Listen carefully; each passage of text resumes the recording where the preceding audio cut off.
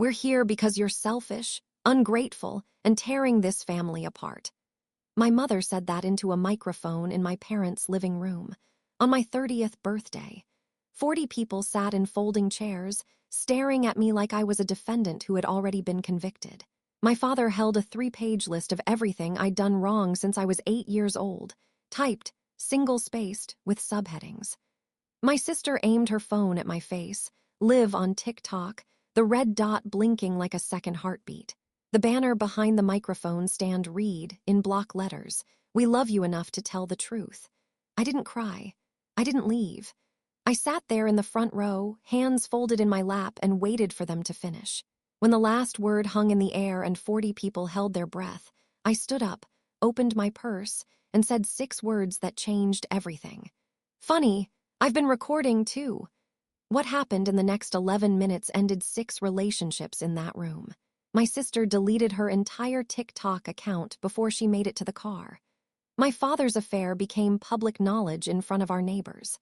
My mother's secret bank account, funded by my grandmother's stolen jewelry, got exposed by a Bluetooth speaker the size of a soda can. And I walked out of that house for the last time as the villain they had always wanted me to be. Except I wasn't the villain. I was just the one who finally pressed play. My name is Faith. I'm 30 years old. I'm an ER nurse in a small town outside Columbus, Ohio. And this is the story of how my family threw me a surprise intervention for my birthday, and how it became the worst night in Mercer family history. Let me take you back 3 months before that night, to the phone call I was never supposed to hear. Friday night. I've just finished a 14-hour shift in the ER. 2 car accidents, a cardiac arrest, and a kid who swallowed a quarter.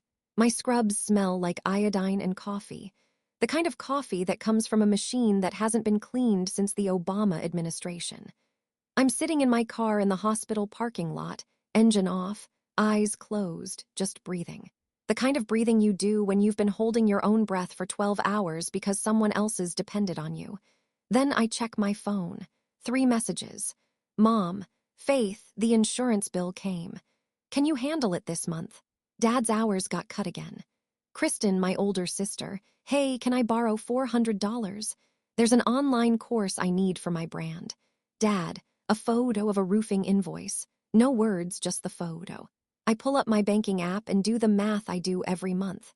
Mortgage payment for my parents' house, $1,100. Mom's health insurance supplement, $340. Kristen's car payment, $280. Groceries I drop off on Sundays, around $150. That's roughly $2,100 a month, nearly half my take-home pay. My apartment has 1 bedroom, furniture from IKEA, a refrigerator with 2 meal prep containers, and a half-empty bottle of hot sauce. I drive a 2014 Civic with 130,000 miles. I haven't taken a vacation since I graduated nursing school. 8 years, not 1.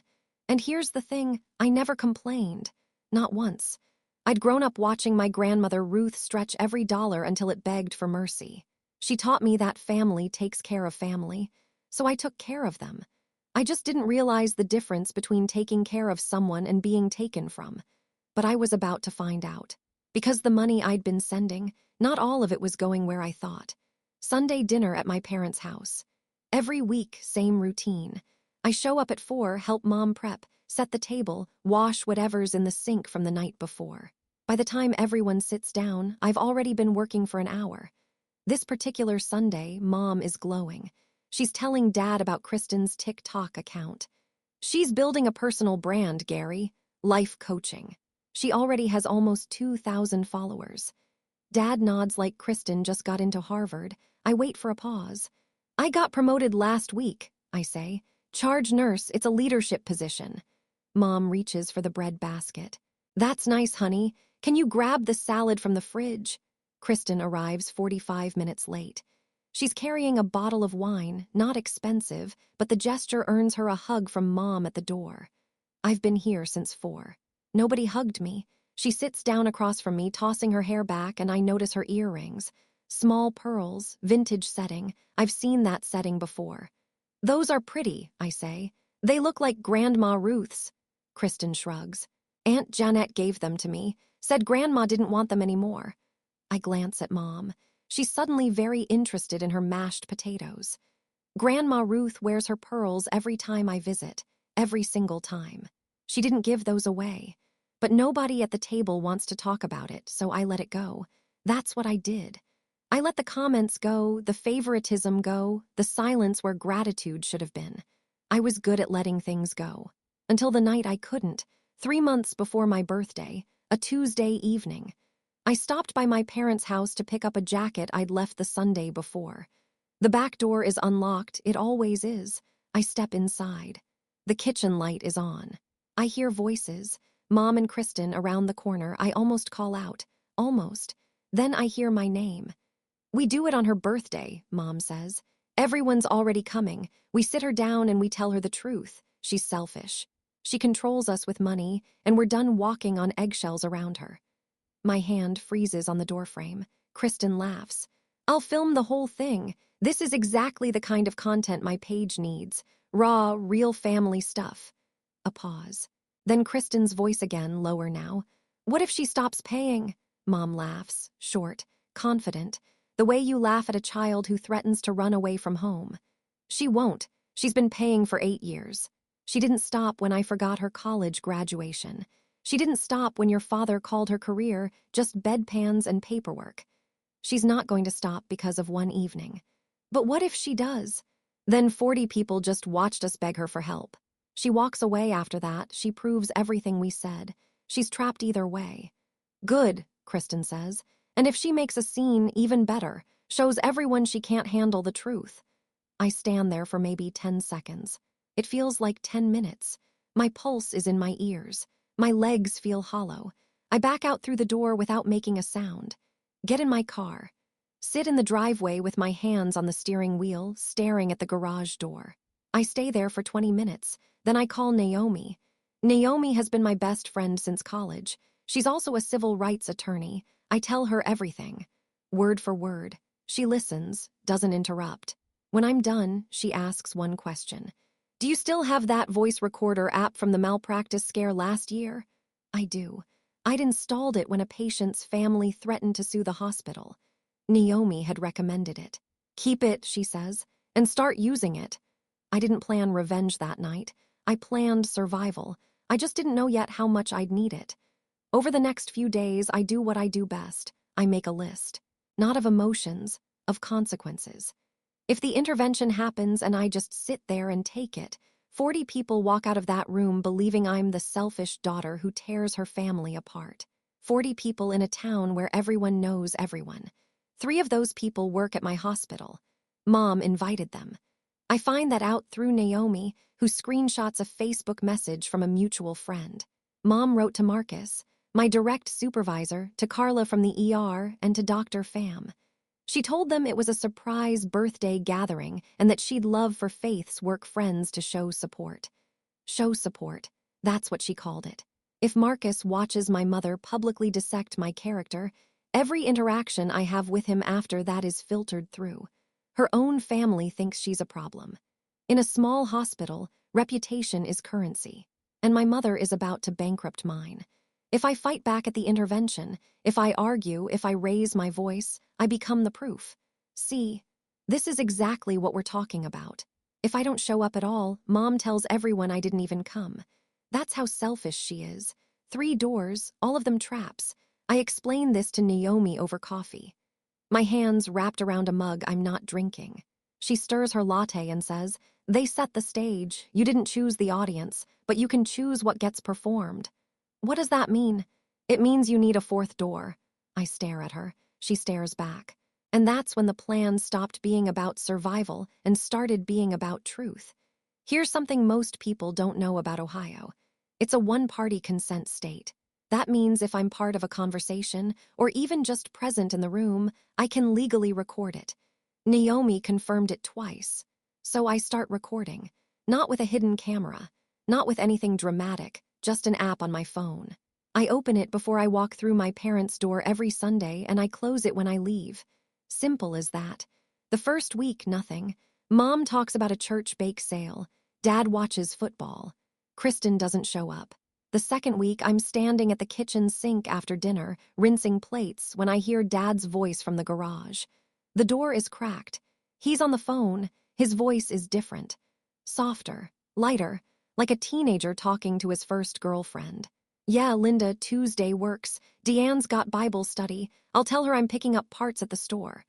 A woman's voice on the other end. A laugh, warm, familiar with him. "She doesn't suspect anything," Dad says. 22 years and she still thinks I go bowling on Tuesdays. I grip the edge of the sink so hard my knuckles go white. A plate slips, clinks against the basin. I catch it.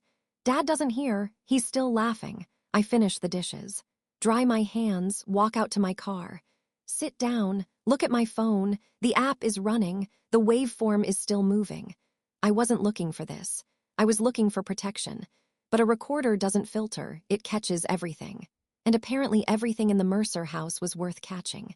Week 4. I arrive early, 20 minutes before dinner. The front door is locked, so I go around back. Mom's bedroom window is open a crack. Her voice drifts out. She's on the phone, speaker on. I can hear both sides. "Gary doesn't know about the 14,000, Mom says. "I moved it to my personal account right after Mom's estate sale. He thinks the furniture sold for less than it did." And then Aunt Janette's voice, tinny through the speaker. "Smart, and the pearls. I already sold the bracelet, got 800 for it. If Ruth asks, we just say it's at the jeweler being cleaned." "Fine, just don't let Faith find out. She's the only one who still visits Ruth every week. If Ruth mentions the bracelet, Faith will start asking questions." "Faith won't find out. She's too busy paying your mortgage." They both laugh. I stand in the backyard next to the recycling bin, listening to my mother and my aunt laugh about stealing from my 82-year-old grandmother. My phone is in my jacket pocket. The red bar on the screen pulses quietly.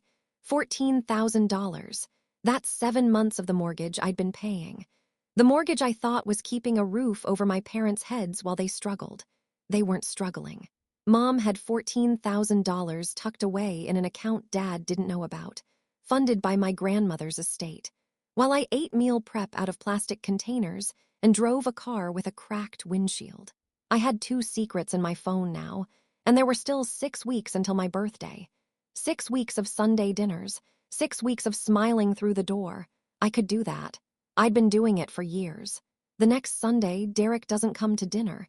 He's picking up an extra shift, electrical work at a new development on the edge of town. He works hard, always has.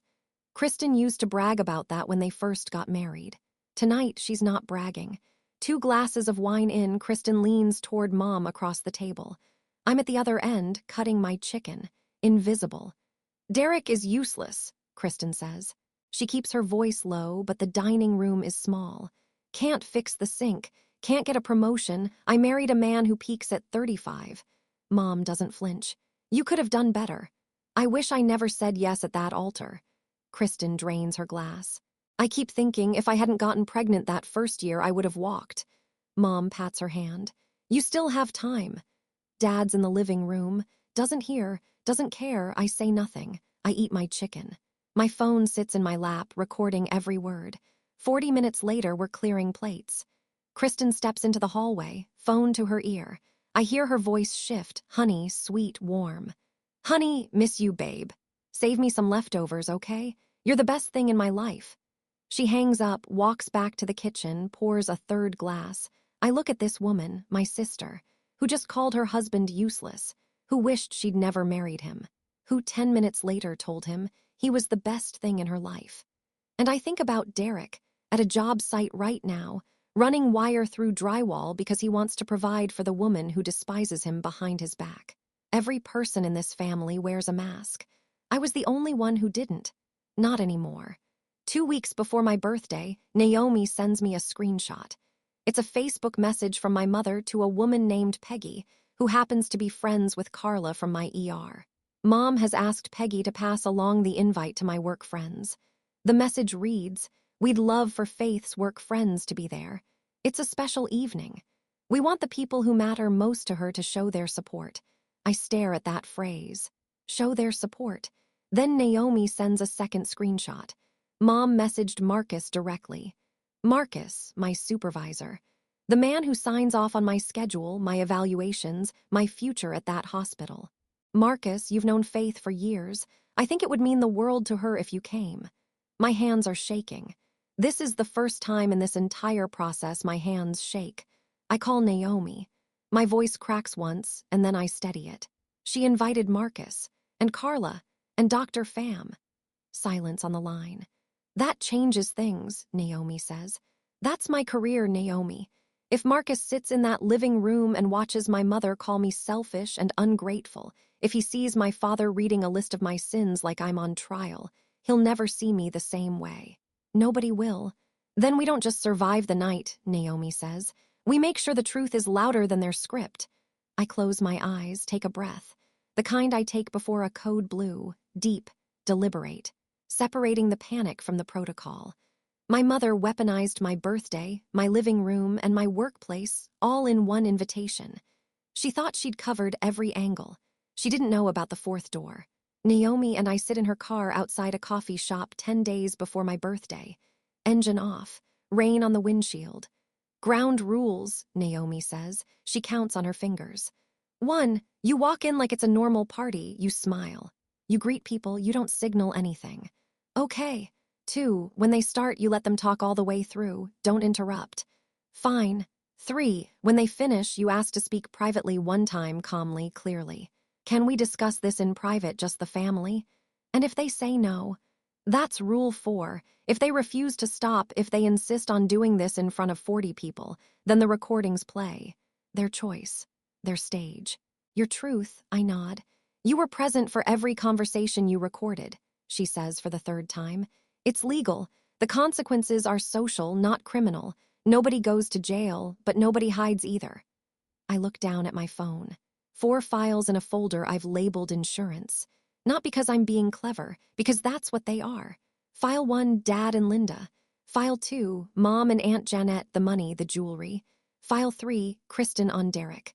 File 4, Mom and Kristen planning the intervention. I back them up to cloud storage. Send copies to Naomi's email. One more thing. She reaches into the back seat and sets a small Bluetooth speaker on the console. Black. The size of a soda can. Your phone speaker won't cut it for 40 people. I pick it up. It's light. It doesn't look like much. You don't have to yell, she says. You just have to press play. I hope I won't need it. But I've stopped hoping for much when it comes to my family. Saturday morning. One day before my birthday.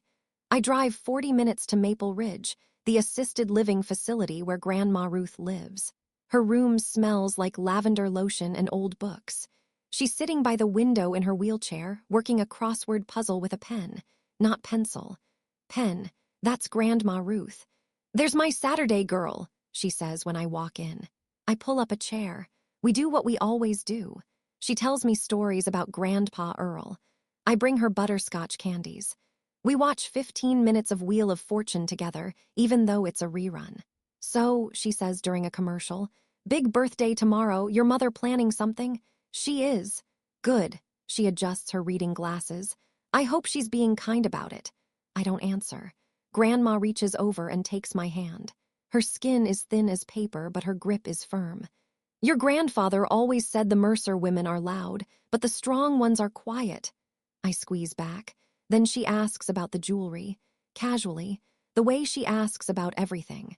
Like she already knows the answer but wants to see if you'll tell the truth.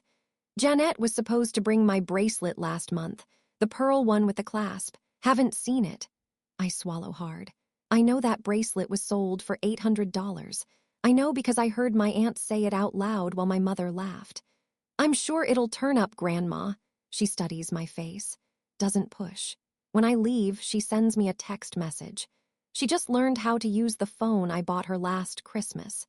The message is full of typos. Whatever they do tonight, remember who raised you on Saturdays. I am proud of you always. I sit in my car and read it 3 times. Saturday evening. Naomi comes over to my apartment with takeout and the Bluetooth speaker. We eat pad thai on my couch, the one piece of furniture I actually like, and she walks me through the logistics one more time. Speaker connects to your phone in 3 seconds, she says, holding it up. I tested it at my office. Clear audio from across the room. I'll keep it in my purse with the top unzipped. Where will you sit? Back row, close to the door. If things go sideways, I'm right there. I pick up the speaker. It's so small. A little cylinder of black plastic.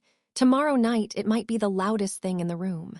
If I don't use it, I say, we go home, we eat cake, and I spend my 30s in therapy. Naomi doesn't laugh. And if you do use it, then at least the right people are embarrassed for once.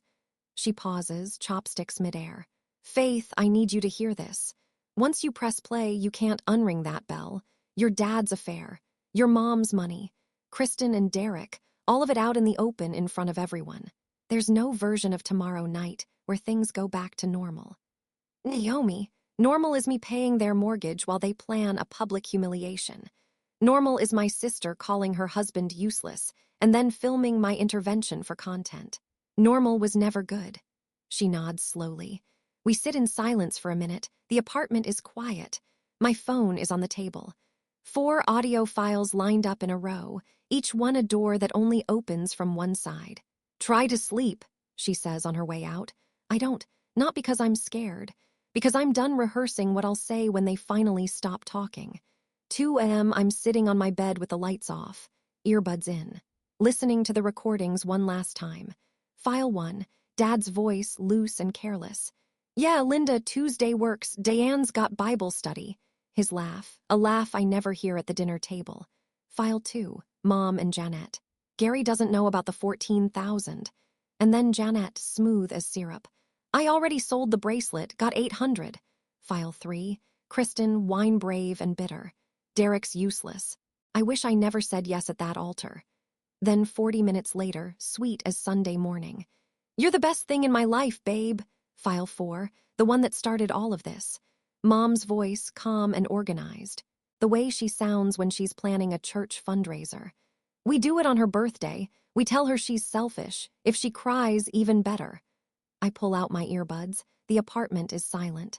The streetlight outside throws a bar of orange across the ceiling. My family is building a courtroom in their living room tomorrow. They've written the charges, invited the witnesses, rehearsed the testimony. They've even hired a camera crew. My own sister, live streaming my trial for strangers on the internet. And they have no idea the defendant has more to say than anyone in that room wants to hear. I plug my phone in, set my alarm for 9, close my eyes. Tomorrow is my birthday, 30 years old. I used to think turning 30 would feel like a milestone, a celebration, a beginning. Instead, it feels like a verdict. But here's what they don't know. The verdict isn't mine, it's theirs. I pull into my parents' driveway at 6:15. Cars line the street in both directions. I count 11. 12. More than a birthday dinner, more than a surprise party. My phone is charged. The app is open. The speaker is already paired. I smooth my blouse. Check my reflection, take one breath, walk in through the front door. The living room has been rearranged. The couch is shoved against the wall. The coffee table is gone. In its place, 4 rows of folding chairs, maybe 10 across, facing a single point at the front of the room, where a microphone stands on a chrome tripod stand. Behind it, taped to the wood paneling, a banner. White butcher paper. Blue marker, block letters, we love you enough to tell the truth. No cake, no streamers, no presents. I scan the room, 40 faces, some smiling nervously, some avoiding my eyes. I spot them one by one. Marcus, my supervisor in the second row, arms crossed. Carla beside him, clutching her purse. Dr. Pham near the back, looking confused. Neighbors I've known since childhood. 2 of Mom's Bible study friends in matching cardigans. Cousins I see once a year at Thanksgiving. Kristen's college roommate. And there in the far corner, Kristen, standing behind a tripod, phone mounted, red dot blinking, she's live. Naomi is in the last row near the door. Her purse on her lap, the zipper open 2 inches. She gives me the smallest nod. I look at the microphone, at the banner, at 40 people who came to watch my family put me on trial. Then I look at the one empty chair in the front row center, facing the crowd. My seat. I sit down. Mom steps up to the microphone. She's wearing her good blouse, the cream one she saves for church. Her hands are steady. She smiles at the room the way she smiles at potluck dinners. Warm, practiced. "Thank you all for coming," she says. "I know this isn't what Faith expected tonight, but as a family, we decided it was time to be honest." She pulls a folded sheet of paper from her pocket, opens it slowly. "Faith, honey, we love you, but we can't keep pretending everything is fine." She reads. She tells the room I'm selfish, that I hold money over their heads like a weapon, that I decide when and how much I give, like they're a charity case. She tells them I'm cold, that I never call my father on Father's Day. She doesn't mention that Dad hasn't answered his phone on Father's Day in 3 years because he's always out picking up parts. She tells them I'm tearing the family apart, that Sunday dinners have become tense because of my attitude. She pauses, looks at me with practiced tenderness. "We're not doing this to hurt you, Faith. We're doing this because nobody else had the courage." The room is dead quiet. I hear a folding chair creak. Someone coughs. Marcus uncrosses his arms and leans forward. He's watching. I can feel it. 2 of Mom's Bible study friends are nodding along. The woman in the green cardigan dabs her eyes. She's buying every word. I sit perfectly still, hands on my knees, face neutral, the way I look when a patient's family is yelling at me in the ER. Calm, present, absorbing, because Mom isn't finished, and neither is Dad. Dad stands up. He doesn't look at me. He reaches into his shirt pocket and pulls out 3 pages. Lined paper folded in thirds, covered in handwriting. I recognize the handwriting instantly. It's not his, it's Mom's. She wrote the list. He's just the delivery man. He clears his throat. "Faith, your mother and I, we made this together. It's a record of patterns, things we've noticed." He starts reading. "Faith, age 8, broke the kitchen window playing ball and lied about it." I didn't break that window. Kristen threw a softball through it. I was in the backyard. I got blamed because Kristen cried first. "Faith, age 13, told her aunt she didn't want to go to church camp." Correct. Because church camp was in July and I had a summer reading program at the library. Mom said I was being difficult. "Faith, age 15, refused to let Kristen borrow her car for prom." I was 15. I didn't have a car. Kristen wanted Mom's car. Mom said no. I got blamed. "Faith, age 22, moved out without asking permission." 22, moved out without asking permission. He reads for 7 minutes. 7 minutes of childhood scraped off a bone, held up under a fluorescent light in front of 40 people. Nobody interrupts. A few people shift in their seats. Carla has her hand over her mouth. Derek, Kristen's husband, is staring at his shoes. Dad folds the pages, looks up for the first time. "We raised you better than this, Faith." He sits down. The room waits. I wait. I let 10 seconds pass in silence. Let it settle. Let every single person in that room feel the weight of what just happened. Then I stand. The chair scrapes behind me as I rise. Every head turns. "Mom, Dad." My voice is level, steady, calm. "I hear you. I appreciate that you feel strongly. Can we talk about this privately? Just the 4 of us." Mom shakes her head before I finish the sentence. "No, this is exactly why we're doing it here, because privately you shut us down. These people are witnesses." "Witnesses," I repeat. "Sit down, Faith," Dad says from the corner. Kristen's voice cuts in. "Just let them finish. This is good for you." She adjusts her phone on the tripod. The red dot blinks steadily, still live. I look around the room one more time, slowly. Marcus is typing something on his phone. I wonder if it's a note. A text to HR. "You won't believe what I'm watching right now." The woman in the green cardigan is nodding again. She thinks this is love. She thinks she's witnessing a family that cares enough to be honest. I look at Naomi. She's sitting very still. Her hand rests on the open purse. Inside, the speaker is waiting. I look at Derek. He's staring at Kristen's tripod with an expression I recognize from the ER.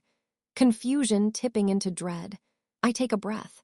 The same breath I take before I call time of death. Not because this is the end.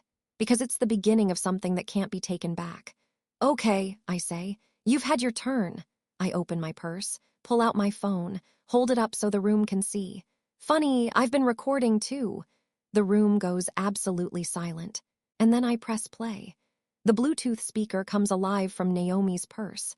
Clear, loud, every syllable razor sharp. Dad's voice fills the room. "Yeah, Linda, Tuesday works. Diane's got Bible study." I'll tell her I'm picking up parts at the store. A woman laughs on the other end. Warm, familiar. She doesn't suspect anything, Dad continues. 22 years and she still thinks I go bowling on Tuesdays. Silence, total silence. The kind of silence that has texture, thick and suffocating. Mom turns to Dad. Her face drains, not slowly. All at once, like someone pulled a plug behind her eyes. Dad lunges forward in his chair. Turn that off. Turn that off. I don't move. The recording keeps playing. I'll bring dinner, that Italian place you like, she'll never know. The woman in the green cardigan stands up. She looks at Mom, then at Dad, then at the door. She picks up her coat and walks out without a word. Her friend follows. Mom's hand grips the back of a folding chair so hard her knuckles turn yellow-white. She's staring at Dad, not at me, at him. Gary, she whispers. Diane, it's not you have to understand. 22 years. Her voice cracks. Bowling. The room is vibrating. People are looking at each other, looking away, looking at the floor. Marcus has put his phone face down on his thigh. I touch my screen. The recording stops. I look at the room. My voice is even, calm as a chart note. That's recording 1. I pause. There are 3 more. Nobody breathes. Nobody moves. The banner behind me, "We love you enough to tell the truth," has never been more ironic. I press play on the second file. Mom's voice. Confident. Conspiratorial. The tone she uses when she thinks no one important is listening. Gary doesn't know about the 14,000. I moved it to my personal account right after Mom's estate sale. He thinks the furniture sold for less than it did. Aunt Janet, tinny through the speaker. Smart. And the pearls? I already sold the bracelet, got 800 for it. If Ruth asks, we just say it's at the jeweler being cleaned. Dad turns to Mom. His face is a wreck, half guilt from the first recording, half fury from the second. $14,000, he says. From Ruth's estate. You told me the auction brought in 4,000 total. Gary, that's taken out of context. Aunt Janet is in the 3rd row.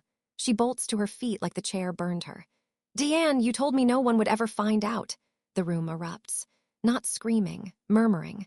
A low, rolling wave of whispered disbelief. A cousin I barely know leans toward Janet. You sold Grandma Ruth's bracelet, the pearl one? Janet's mouth opens, closes, opens again. Nothing comes out. Mom's Bible study friend, the second one, the one who stayed, stands up now, clutching her purse. She looks at Mom with an expression I can only describe as revision. Like she's rewatching every conversation they've ever had through a new lens. She leaves. Dad is gripping his knees. Mom is standing alone by the microphone, the paper with her speech crumpled in her hand. I stop the recording. That's 2. 4 relationships cracking in real time, and I still have 2 files left. The room is no longer watching me. They're watching each other. I look at Kristen. She's standing behind her tripod, but the red dot is gone. At some point during the first 2 recordings, she killed the live. But it doesn't matter. Hundreds of people already watched the first half. The damage is in the cloud now. Her eyes are wide. She knows what's coming. I press play. Kristen's voice, slightly slurred from wine, fills the room. Derek's useless. Can't fix the sink. Can't get a promotion. I married a man who peaks at 35. Mom's voice in response. You could have done better. Kristen again. I wish I never said yes at that altar. The audio is pristine. Every consonant, every breath. Derek is in the 2nd row. He was sitting with his hands clasped between his knees, confused and quiet through everything before this. Now he goes still. A different kind of still. Not shocked. Recognition still. Like a sound he always suspected but never heard clearly just came through in high definition. He stands slowly. Doesn't look at me. Doesn't look at Mom or Dad or Janet. He looks at Kristen. She sees him. Her face collapses. Derek, wait. That's not what I didn't mean it like. He says nothing. Not a single word. He holds her gaze for 3 seconds. I count them. Then he walks down the center aisle between the folding chairs and out the front door. He doesn't slam it. He just closes it. A soft click that somehow sounds louder than anything else tonight. Kristen lunges at the tripod, grabs her phone. I watch her tap frantically, deleting the app, deleting the stream, deleting the evidence of a night she created. She's crying now. Nobody moves to comfort her. The last file, I almost don't play it. The room is already shattered. But this one isn't about secrets. This one is about me, about tonight. About the fact that none of this was ever an intervention. It was a performance. Scripted by my mother, starring my father, produced by my sister. With 40 unwitting extras and folding chairs, I press play. Mom's voice 3 months ago in the kitchen I grew up in. We do it on her birthday. We sit her down, tell her she's selfish. If she cries, even better. Shows everyone she can't handle the truth. Kristen, I'll film the whole thing. My page needs content like this. Raw, real family moments. Mom, and if she threatens to stop paying the mortgage, we tell everyone she's abandoning her family. She won't risk that. The recording ends. I let the silence hold. 40 people now know the truth. Not my mother's version of it, not the banner version, not the 3-page list version, the actual truth. Marcus picks up his phone from his thigh. He puts it in his pocket slowly, deliberately. I can see it in his face. He's not confused anymore. He's recalculating everything he was told about tonight. Gary sits slumped in a folding chair, chin against his chest. Diane stands alone at the front of the room. No one is near her. The microphone is still on its stand, but it might as well be a monument to something that just died. I lower my phone. That's the last one, I say, quiet. No triumph, no edge, just fact. Now you all know exactly who's selfish in this family. I pause. It isn't me. The living room looks like the aftermath of something, which it is. Kristen has run out after Derek. Jeanette is sitting with her arms wrapped around herself, eyes on the carpet. Dad is at one end of the room. Mom is at the other. The distance between them is 4 folding chairs and a 22-year lie. I put my phone back in my purse. I stand straight. I don't raise my voice. I want to say this once clearly so there's no confusion. The room watches. Starting tonight, I'm no longer paying the mortgage on this house. I'm no longer covering the insurance premium. I'm no longer making Kristen's car payments. I've set up auto cancellation for every recurring transfer, effective midnight. Mom's head snaps toward me. You can't do that. We depend on you. You depend on me, I say. Not the other way around. And you just spent 30 minutes telling 40 people how terrible I am. So I'm giving you exactly what you asked for. A life without my selfishness. Someone in the back, a cousin, I think, lets out a low whistle. Carla nods quietly. I catch it from the corner of my eye. Mom opens her mouth, closes it, opens it again. Faith, this isn't your overreacting. I asked to talk privately. You said no. I asked you to stop. You said no. I'm not overreacting. I'm responding. I look at Naomi. Ready? She stands, loops her purse over her shoulder, and walks toward me. I turn to the room one last time. Thank you for coming. I'm sorry it wasn't the party you expected. Then I walk toward the door. My mother's intervention is over, but mine just began. I'm 3 steps from the door when Marcus stands. In 6 years of working under him, I've seen Marcus stand up for a lot of things. Patient rights, staffing ratios, union votes. He's not a dramatic man. He speaks like someone who knows that authority doesn't require volume. Faith! I stop. He buttons his jacket, takes 1 step into the aisle. I've worked with you for 6 years. I've seen you hold a dying man's hand at 3 in the morning and chart his vitals at 3:15 without missing a beat. I know exactly who you are. He pauses. This doesn't change anything at my hospital, except maybe my respect for you just went up. He says it at normal volume. But in this room, at this moment, it lands like a verdict.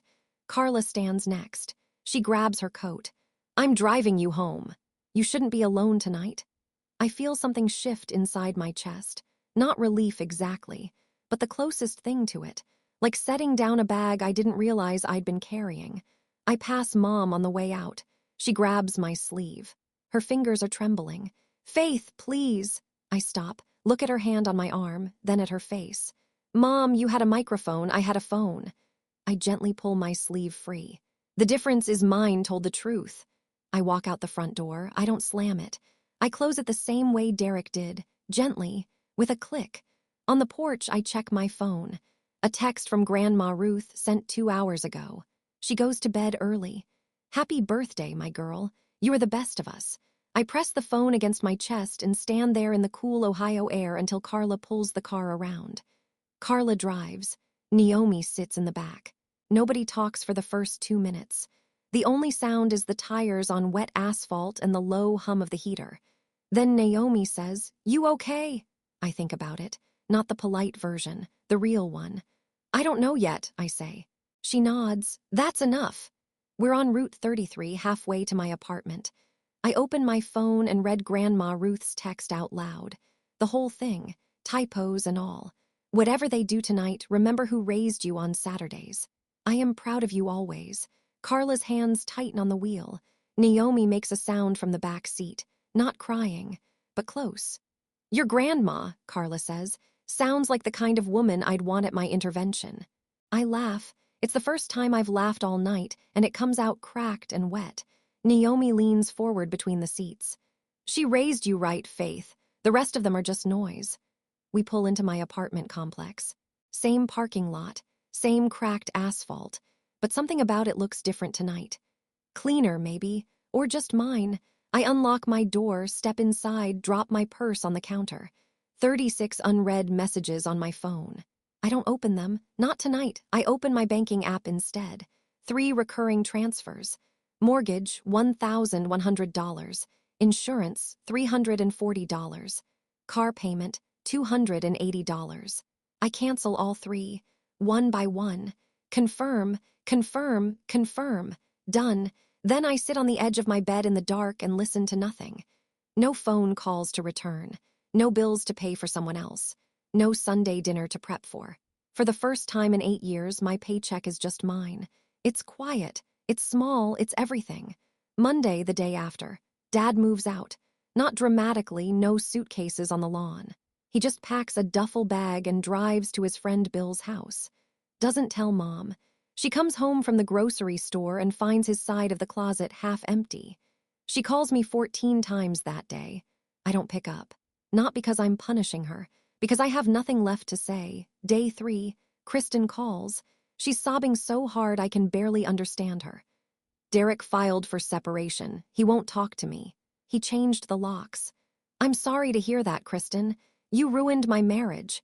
I close my eyes, hold the phone an inch from my ear. "You ruined your marriage in that kitchen 6 weeks ago. I just pressed play." She hangs up. Day 5. I get a call from a cousin I haven't spoken to in years. He tells me he called Grandma Ruth to check on the bracelet. Ruth said, "My bracelet?" She told me it was at the jeweler for cleaning. That was 4 months ago. He confronted Jeanette. She admitted she sold it. He told the rest of the family. Jeanette's phone has been silent ever since. Ruth asked me to stop by Saturday. "I want to hear this from you," she said. Not them. Day 7. Mom posts a status on Facebook. Long, emotional. "Our family is going through a difficult season. We ask for your prayers and your grace." Nobody likes it. Nobody comments. The 2 Bible study friends have unfriended her. 1 week. That's all it took. Not for things to fall apart, they'd been falling apart for years. 1 week for the glue to dissolve. And the glue was me. It was always me. A month passes. The dust doesn't settle. It rearranges. I sit down with my banking app and a cup of coffee and do the math I should have done years ago. That $2,100 a month I was sending home, here's where it goes now. Student loans paid off in 6 weeks. The remaining balance was $3,800. Gone. I open a retirement account for the first time in my life. I'm 30 years old, and I've never put a dollar toward my own future. I set up auto deposit. $200 a month to start. It's not much. It's mine. I book a flight to visit Grandma Ruth. Not a 40-minute drive, a proper visit. 2 days. A hotel nearby so I can spend the mornings with her and not rush. At the hospital, nobody brings up that night. Not once. Marcus greets me the same way he always does. Brief nod, straight to business. But he assigns me to the new trauma protocol committee. It's extra responsibility. It's also trust. I'll take it. Carla and I start having lunch every Wednesday. We never had before. She tells me about her daughter's soccer games. I tell her about Grandma Ruth's crossword addiction. Normal things. Easy things. One Saturday, I walk into a hardware store and buy a pothos plant. $5. I set it on my kitchen counter, in the spot where my phone used to sit while I calculated how much I owed everyone else. Naomi texts me that evening. How does freedom taste? I take a photo of the plant and send it back, like a $5 plant from the hardware store. She sends a row of laughing emojis. I smile at my phone in my empty apartment, and it doesn't feel empty at all. 6 weeks later, I walk out of the hospital after a double shift. My feet hurt. My scrubs smell like antiseptic. I'm thinking about leftover pasta and my couch. Then I see her. Mom is standing by my car, arms folded, no coat even though it's 40 degrees. Faith, Mom, I'm your mother, you can't just cut me off. I unlock my car, set my bag on the passenger seat. I didn't cut you off, I cut off the money, those are two different things. We need to talk. Then talk. She straightens, lifts her chin. I did what I thought was right. That intervention, it came from love, Faith, even if you can't see it. I lean against my car. I'm tired. Not the kind of tired that sleep fixes. Mom, you wrote Dad's script. You invited my boss. You told Kristen to live stream it. You planned it for my birthday so I couldn't say no without looking ungrateful. I pause. That's not love, that's a production. Her jaw tightens. So what do you want from me? An apology? A real one. Not a Facebook post. I'm not going to apologize for caring about my daughter. Then we're done here for now. I open my car door. She doesn't move. Mom, I love you. But I won't let you treat me like an ATM and then call me selfish for having a limit. When you're ready to talk, really talk, you have my number. I get in. Start the engine. Pull out of the lot. In the rearview mirror, she's standing where I left her, getting smaller. I cry on the drive home. First time since that night, not from regret, from loss. Loving someone and accepting their abuse are two different things. I chose love. I just stopped accepting the rest. So let me tell you where everyone ended up. Dad and Mom separated officially.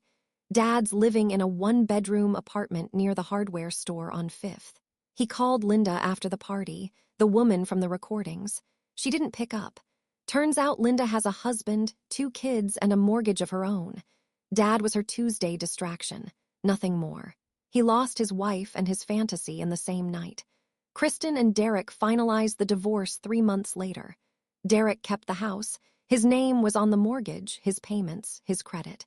Kristen moved back in with Mom. 2 women in a 3-bedroom house with nothing to say to each other. She deleted her TikTok account permanently, all the raw, real family content gone. Jeanette tried to avoid the bracelet situation. She couldn't. Grandma Ruth called her directly. I was there for that conversation, sitting in Ruth's room at Maple Ridge. Ruth told her, I want the money or the bracelet, pick one. Jeanette doesn't have either. She spent the $800. The family barely speaks to her now. Mom still calls me, not every day, not every week. Sometimes she texts, thinking of you, sometimes I respond, sometimes I don't. There's no schedule, no obligation, no auto pay, and me. I'm 31 now. I still work at the hospital. I still drive the Civic, though I fixed the windshield. I still visit Grandma Ruth every Saturday. I still eat meal prep, but the containers are better now. Glass, not plastic. Small upgrade. Mine, I didn't destroy my family. The truth did. I just gave it a microphone.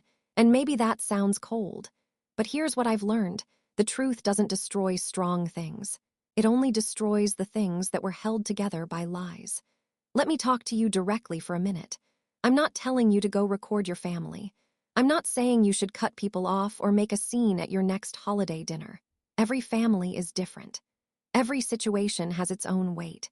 But if you're listening to this and something feels familiar, if you're the one paying bills for people who call you ungrateful, or showing up early to set the table while someone else shows up late with a bottle of wine and gets the hug, I want you to hear this. You are not selfish for having a limit. You are not ungrateful for expecting respect. And you are not tearing your family apart by refusing to hold it together at your own expense. Boundaries aren't walls, they're doors. You decide who walks through and when and under what terms. That's not cruelty. That's clarity. My grandmother sent me a text the night of my birthday. I've read it probably 200 times since then. Whatever they do tonight, remember who raised you on Saturdays. She raised me on Saturdays because my parents were too busy, too distracted, too focused on everything that wasn't me. She taught me how to do a crossword in pen. She taught me that strength doesn't have to be loud. She taught me that loving someone doesn't mean you let them bleed you dry and then blame you for the stain. I used to think standing up for yourself meant shouting, slamming doors, making a scene. It doesn't. Sometimes it means sitting quietly in a folding chair while 40 people stare at you and waiting patiently, calmly for your turn to speak. And when your turn comes, you don't yell. You just press play. Last week was my 31st birthday. Naomi came over. Carla brought her daughter, 2 friends from the hospital. One neighbor who always says hi in the hallway finally got a proper invitation. 6 people, my apartment. A cake from the bakery on Maple Street, lemon with cream cheese frosting, because that's what Grandma Ruth always ordered for my birthdays when I was little. The candles were crooked. Nobody fixed them. Nobody read a list of my faults. Nobody set up a microphone. Nobody pointed a camera at my face. Grandma Ruth called on FaceTime. She sang Happy Birthday off-key and off-rhythm. Everyone in the room sang along. It was the most beautiful mess I've ever heard. I blew out the candles. Naomi cheered. Carla's daughter asked if she could have the corner piece with extra frosting. I said yes. 1 year ago, 40 people sat in my parents' living room to tell me who I was. This year, 5 people sat in my apartment, and nobody needed to say a thing because they already knew. I washed the dishes after everyone left, stood at the sink, warm water, quiet apartment, plant on the counter, the same counter where I used to calculate transfers. My name is Faith Mercer. I'm 31 years old. I'm an ER nurse in a small town in Ohio. I pay my own rent, my own bills, my own way. And for the first time in a very long time, I like the woman blowing out those candles. The best birthday gift I ever gave myself was the truth. The second best was silence. And the third, the one I'm still unwrapping, is the sound of my own life, finally, with nobody else's noise in it.